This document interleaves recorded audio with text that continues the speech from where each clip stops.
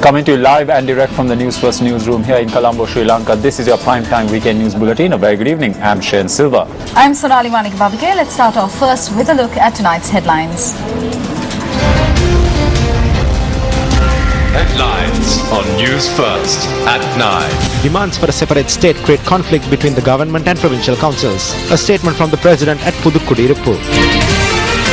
Election monitors say the use of state assets in campaigning is on the rise. Health sources attribute the spread of hepatitis in Bibila to drinking water. An unfortunate fate for the Museum of National Zoological Gardens in the Hivala. Newsfirst at 9.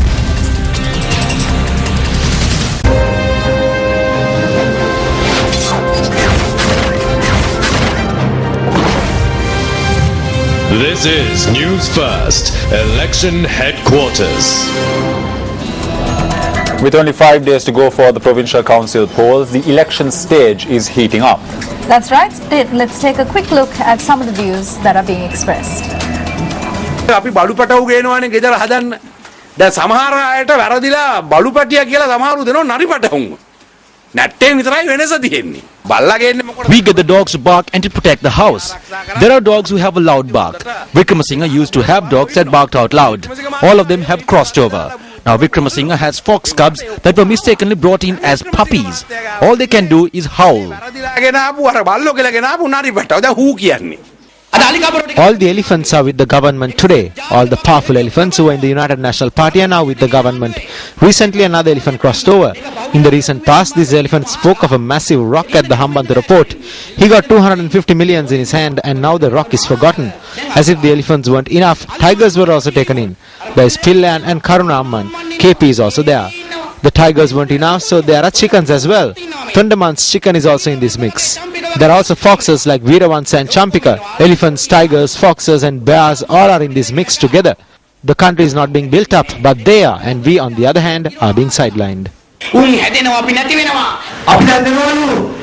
They say that we are providing 300,000 rupees for saris. Apparently we are holding a sari dansala as well.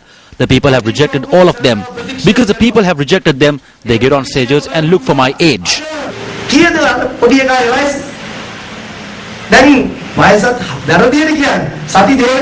2 weeks ago they said I was 22.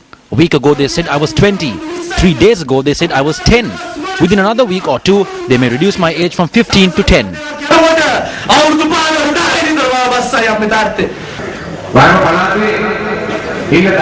There are no sports grounds for some of the talented sportsmen and women in the northwestern province. Sometimes they don't have the equipment necessary to participate in a sport. They still don't have the teachers and the coaches they need to excel in sport. They do not have sponsors to provide them with the facilities they need. They face massive problems when participating in sport and do so of their own effort.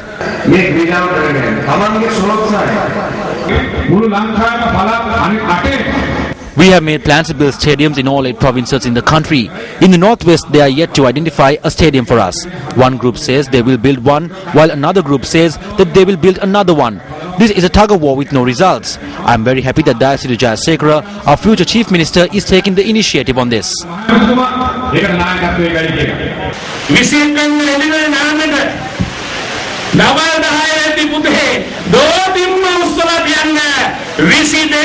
On the 22nd, no matter what anyone says, Johan Fernando will be Chief Minister.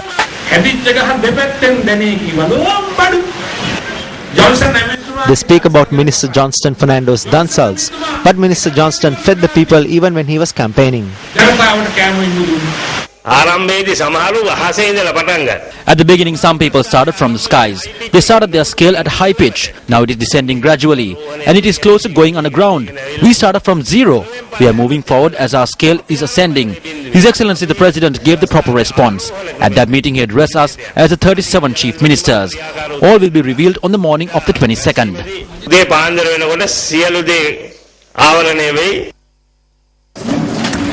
The Elections Monitoring Network of the Intellectuals for Human Rights Movement notes that state assets are being used for campaign activities by persons including family members of ministers and MPs in the government who are contesting the upcoming provincial council polls. Now, the network's General Secretary, Dr. Aruna Karunatilaka, speaking at a media briefing convened today, said that this situation is most prevalent in the northern province.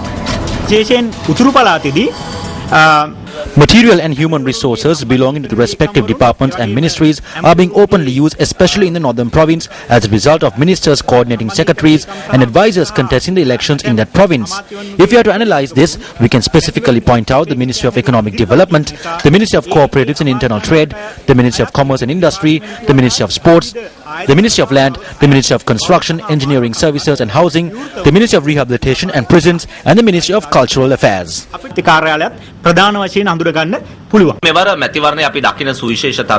Something unusual that we are seeing in this election is that 183 complaints have been received regarding the misuse of state property. Usually complaints of this nature are made against an incumbent government. However, in this election, it was unusual to see, especially in the northern province, how such allegations were being made at the Tamil National Alliance, which holds power in the local councils. If a person who is functioning as a governor can engage in election propaganda activity in broad daylight, then he has no moral right to act as a governor of the provincial council that is established on the 22nd of September.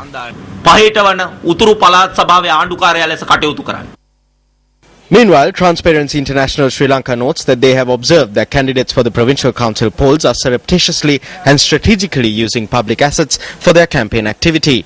A communique issued by TISL reads that this situation has arisen as a result of various events being held in provinces where elections are being held under the guise of government projects and the participation of ministers in campaign rallies. TISL claims that 84 such projects were initiated in the Kurunagala district last Friday alone. TISL adds that 30 such projects were initiated in the Puttalam district yesterday. Still in election-related news, 122 individuals have been arrested in connection with election law violations. That's right. The police media unit says that the elections operations unit at the police headquarters has thus far received 141 complaints relating to election law violations ahead of the upcoming provincial council polls. Meanwhile, a party office of the Janasatha Peramuna or the People's Welfare Front in the central province was set ablaze early this morning. The Janasatha Peramuna's party office in Pilimathalava was set on fire early this morning. Equipment at the office and election campaign leaflets were damaged in the fire.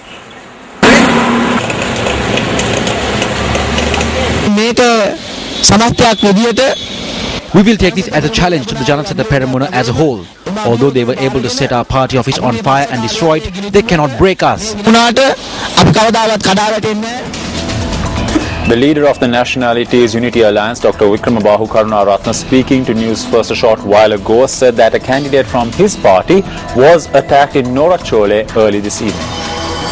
We were distributing our election leaflets along the Norachole road about 30 minutes ago, and when we went inside the boutique and we were talking to the people there and distributing, suddenly people broke in and they pushed me out and allowed me to go and then attacked our chief candidate 5 rows, and he was assaulted badly, but I was not allowed to get in.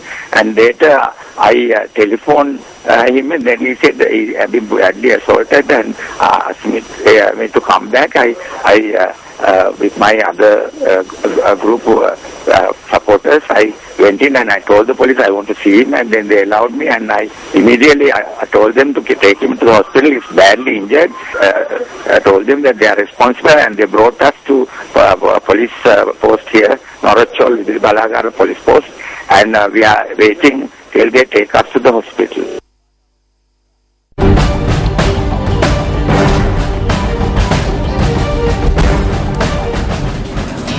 Welcome back. President Mahinda Rajapaksa says that demands for a separate state serve to create conflict between governments and provincial councils. The president made these remarks at a public rally held at the Pudukudu Irippu grounds in Mullathibbu this morning. This public rally was held to garner support for UPFA candidates contesting the Northern Provincial Council poll from the Mullathibbu district. A group including government ministers participated at this rally, which was held at the Pudukudu Irippu grounds. By providing roads and electricity, what we hope is that industrialists and businessmen will come to these areas and establish factories, creating job opportunities. If a provincial council prepared to make demands for separate states and wants to commence a battle movement and says they want to create separate groups, then a conflict arises between the government and provincial councils. Development is stalled. The people's needs are sidelined. At a public rally held at the Dore Appa grounds in Jaffna yesterday, a group of prominent activists from the Tamil National Alliance in the Jaffna district pledged support to the UPFA.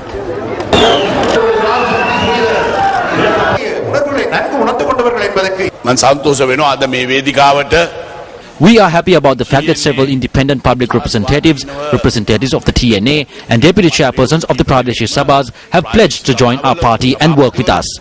The deputy chairman who spoke last said that he did not receive the position of deputy chairman at first because he was not from the caste that they wanted. But I can proudly say that the Common Alliance is a broad political party that does not consider differences in ethnicity, caste or religion. This election is being held for the people of the North to elect their representatives to take forward their development. තමන්ගේ නියෝජිතයෝ පත් කළා තමන්ගේ සංවර්ධන කටයුතු කරගෙන යන්න. You're watching News First. Up next is Action TV.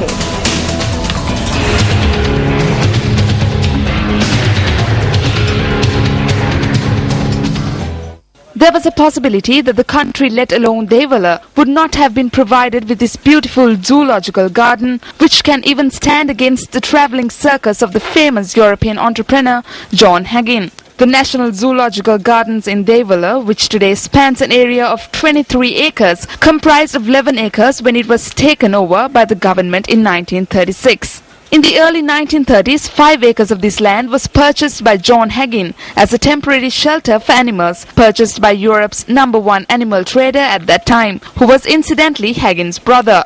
This land, which started out as a temporary shelter for animals that were being traded, stands today as the National Zoological Gardens with a proud history of 77 years. Zoos across the world at present have gone beyond being places of entertainment for the public and now render valuable service to mankind's understanding of the animal kingdom by diversifying into scientific research.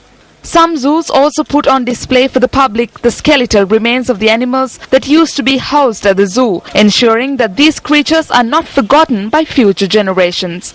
In 2006, with the Devala Zoo celebrating its 70th anniversary, a museum was established within the zoo premises for this very purpose.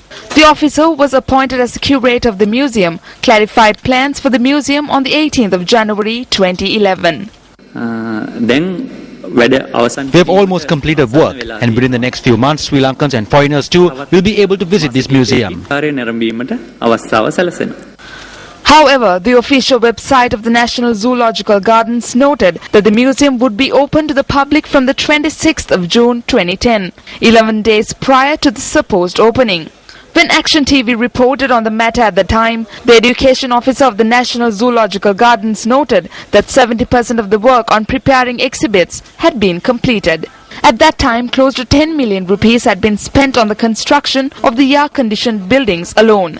The bones of a whale which were brought outside to be prepared for display inside this building can still be seen being bleached by the sun. The responsibility of opening this museum to the public also appears to have died, and thereby its skeleton too should be found. Minister of Botanical Gardens and Public Recreation, this is over to you.